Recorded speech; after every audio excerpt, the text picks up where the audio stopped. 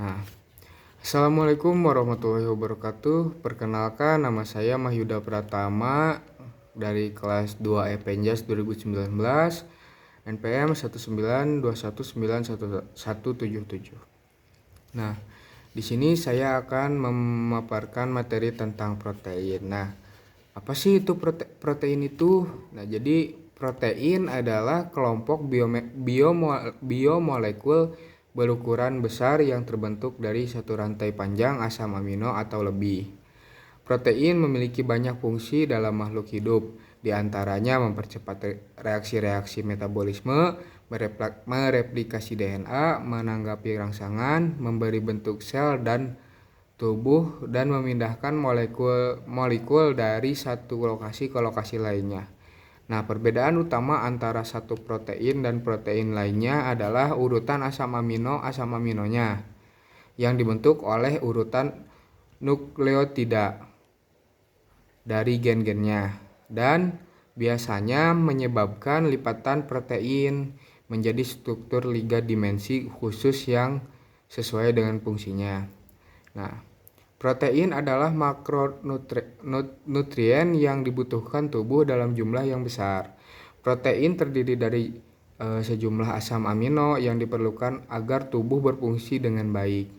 Asam amino dapat dikelompokkan menjadi dua jenis utama, yaitu asam amino esensial dan asam amino non-esensial.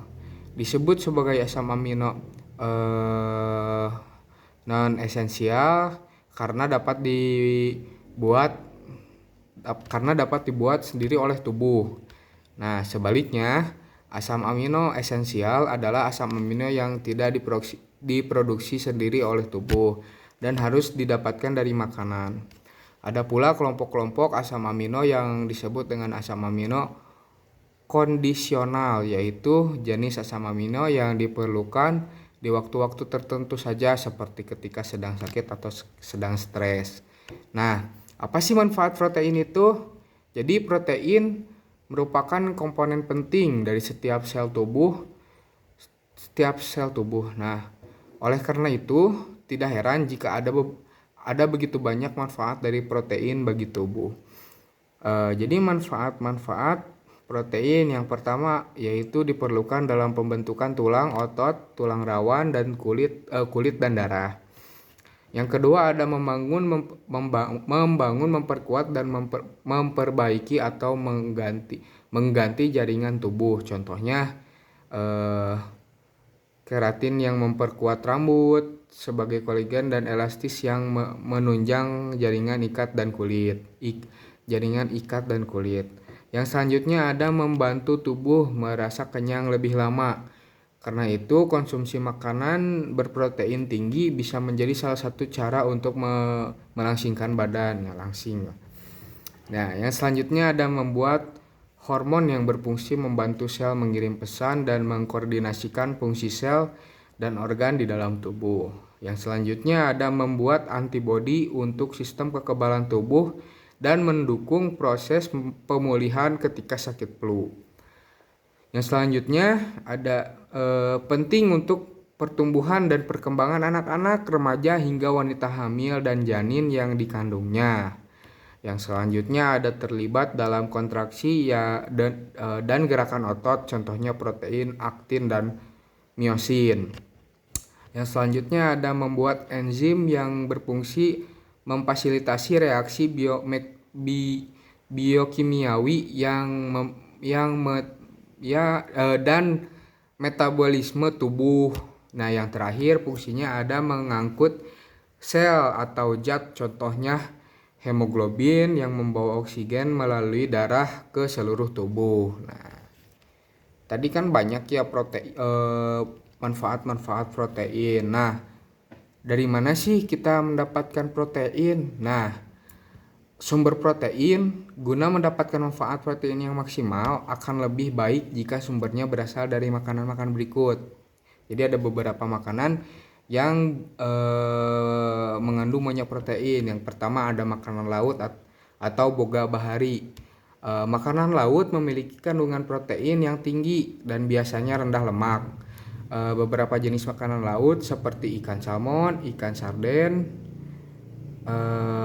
dan lain-lain, juga kaya akan asam lemak omega 3 yang sangat baik untuk kesehatan jantung. Yang selanjutnya ada susu, keju, dan yogurt. Selain menjadi sumber protein yang baik, susu dan produk olahan susu juga, ya produk olahan yang dimaksud adalah keju dan yogurt, mengandung kalsium dan vitamin D yang berfungsi menjaga kekuatan tubuh dan gigi serta mencegah osteoporosis. Yang ketiga ada daging. Nah, untuk daging disarankan untuk memilih daging putih. Contoh daging putih ada ayam, ikan, dan lain-lain.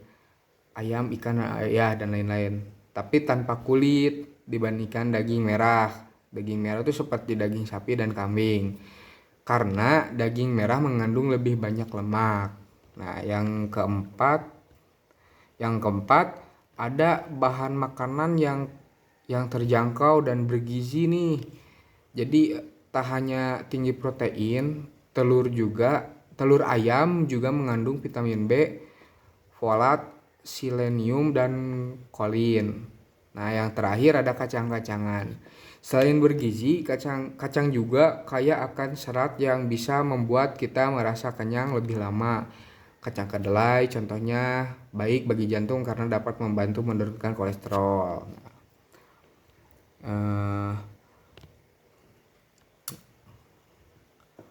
Protein dari sumber hewani disebut protein lengkap karena mengandung 9 asam amino esensial. Sedangkan protein nabati dianggap tidak lengkap karena tidak memiliki satu atau lebih dari asam amino esensial. Nah, rekomendasi asupan protein harian. Jadi kebutuhan harian protein pada setiap orang tergantung pada jenis kelamin, usia, berat badan, aktivitas, dan kondisi kesehatan secara umum. Asupan protein yang direkomendasikan adalah sebanyak 0,8 gram per kilogram berat badan per hari. Jadi contohnya misal untuk orang yang memiliki berat badan 70 kg, maka kebutuhan protein per harinya adalah 56 gram. Nah, untuk penderita penyakit gagal ginjal, asupan nutrisi tertentu termasuk protein perlu dikurangi. Tujuannya adalah untuk mengurangi beban kerja ginjal. Oleh karena itu, kelebihan protein juga tidak selalu baik bagi tubuh. Jika kekurangan protein, tubuh akan kehilangan asupan untuk mempertahankan fungsi protein. Akibatnya, tubuh akan kehilangan berat badan karena kekurangan massa otot atau otot menyusut. Sering mengalami infeksi karena sistem kekebalan tubuh melemah, kelelahan otot, pembengkakan di tubuh, adanya gangguan dalam pertumbuhan sel, rambut rontok, diare,